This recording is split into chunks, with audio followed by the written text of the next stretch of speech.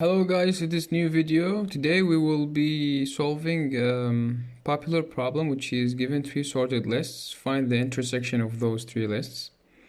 So at first we'll be solving an efficient solution, and after that I will show you a one-line inefficient solution.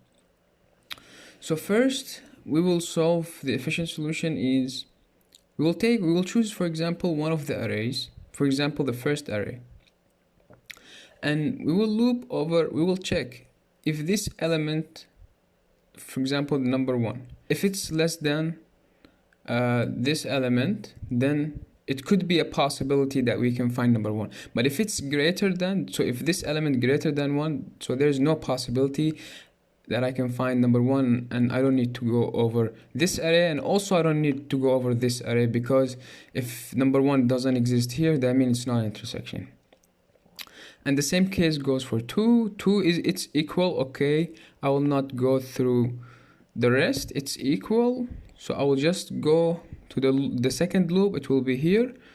2 is less than 3, so there is no possibility I can find 2 here, so I'll just exit. 2 is not a possibility, and so on and so forth. So let's write this function.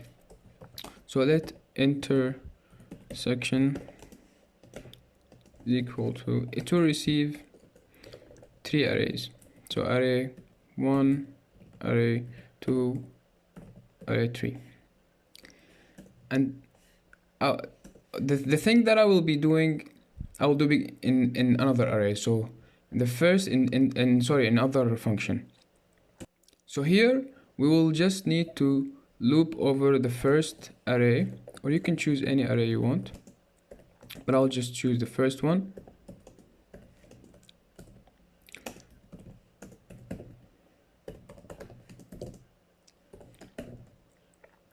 And I need to check, I'll create the auxiliary function that will search for the number efficiently. So I'll create the auxiliary function later. I will pass the function the second array and the third array, and also I will pass the number that I'm currently in. And if this function returned true, that means that it found the number in both arrays. So then I will just want to store this number in a result array.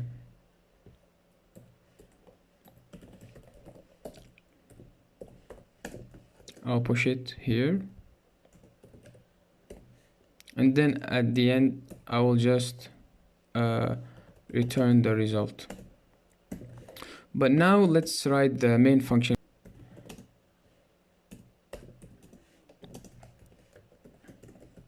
So this auxiliary function to receive the second array and the third array and the number. And here we need to write the first condition is, or first we need to loop over the first array, so the second array. So I will loop over the second array, and what I need to check here is if this number n, which will be, for example, 1 in the beginning, if it's less than this number, so there is no possibility that I can find this number after it. So I'll check. So if array 2 I is greater than n, I need immediately to return false. It will execute from the function. So if this number, for example 2, if it's greater than 1, then there's no possibility I can find 1 here. If it's not, then it will just check if it's equal. Let's see, if it's equal, what we will do. If it's equal to n, we will not return true because we still need to check here. But if it's equal, we need to exit from the loop because we don't need to check the rest. For example, in 2, we will find it here. It will be matched, it will be equal. I don't need to check the other, so I will break. And then it will be the second loop. The second loop, it will be just the same. exactly the same, but it will be just the third array. And here also I will return false immediately, but here I will not break. I will return true because it means I found this element in both arrays. So it means that it's an intersection.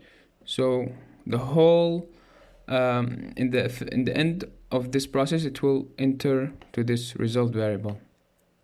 So let's test this function. Intersection, and this will take those three arrays, and it should return 4, hopefully.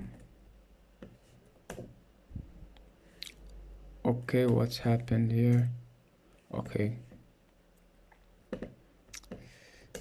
Yeah, so it returned 4, and if there's here, for example, 2, it should return 2 and 4.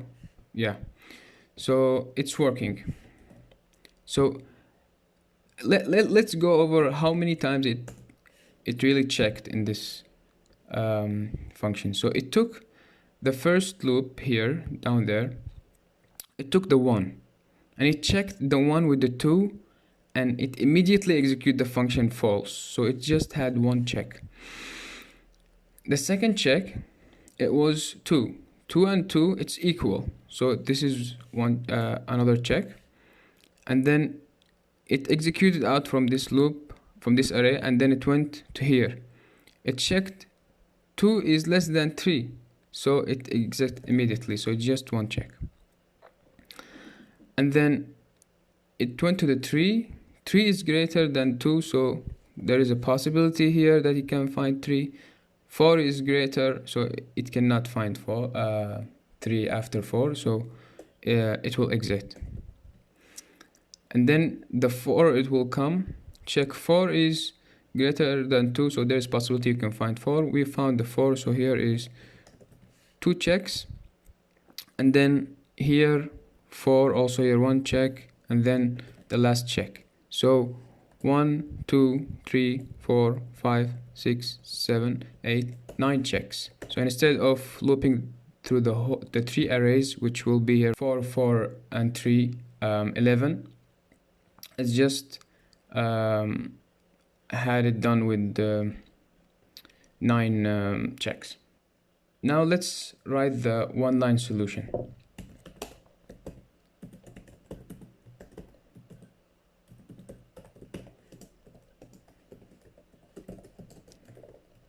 So it's also gonna receive 3 arrays.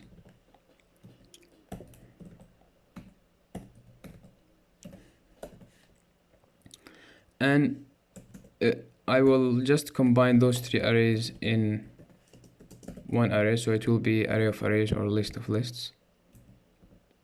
Array 1, array 2, array 3. And what I need to do is I will use the function. I will update the value of this list of lists by using reduce, the function, the higher order function reduce.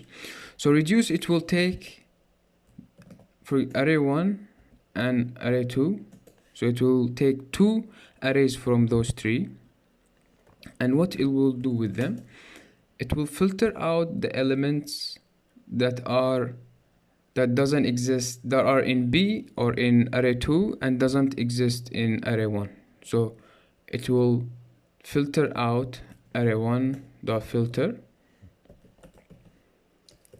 and it will take each element in array 1 and check if it's included in array 2. If it doesn't include, then I will not filter. I will not. It will not be in my new array. So I will check array 2 dot includes if it includes X. So, and then at the end I will return the result, and let's check the one-line solution, and it gives me 4. So what happened here is basically it took here In the first check, it took this array 1 and array 2, and check, is 1 exist here? No, filter it out. Is 2 exist here? Yes. Okay, 2. Is 3 exist here? No, out. Is 4 exist here? Yes, 4. So now those two arrays are now this array, and we're left with this array, and it repeated the process again. Is 2 exist here? No. Is 4 exist here? Yes, 4. And you can check also if in the second example, if we put 2 and it give us 2. Yeah, so that's it, guys. Hopefully you enjoyed it, and please like the video, and if you have better solution than that, feel free to share it in the comments, and see you in the next one.